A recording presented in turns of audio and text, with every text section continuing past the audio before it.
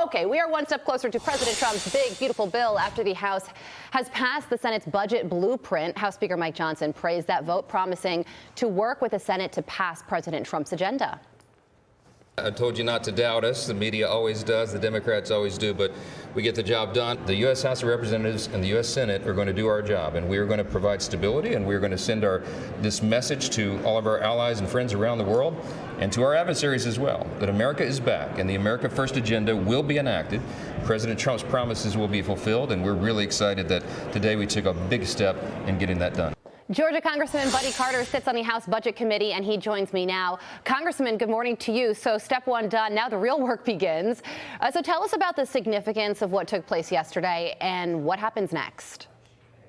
Well, I'm very proud of what we did yesterday. We passed the big, beautiful bill, and we're going to make sure that we get this done because it is important to deliver on the mandate that the American people gave us and gave President Trump back in November. This gives us and sets us up to do just that.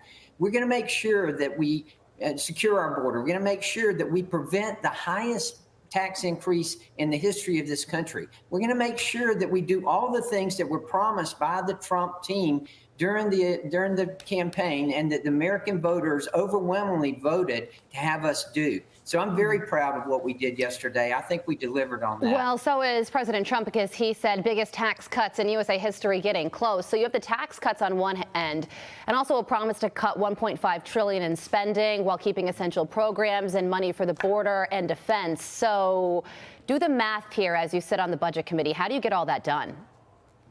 Well, we're going to get it done by charging each of the committees within our House to look for savings and find out where we can identify waste, fraud, and abuse, where we can identify where we can save money so that we can get this budget under control. You know, look, we got $36 trillion in debt. We are consistently running budgets that exceed our revenues. We can't continue to do that. We've got to get that under control. That's why I was glad that the Senate agreed. Yes, we're going to make $1.5 trillion in cuts.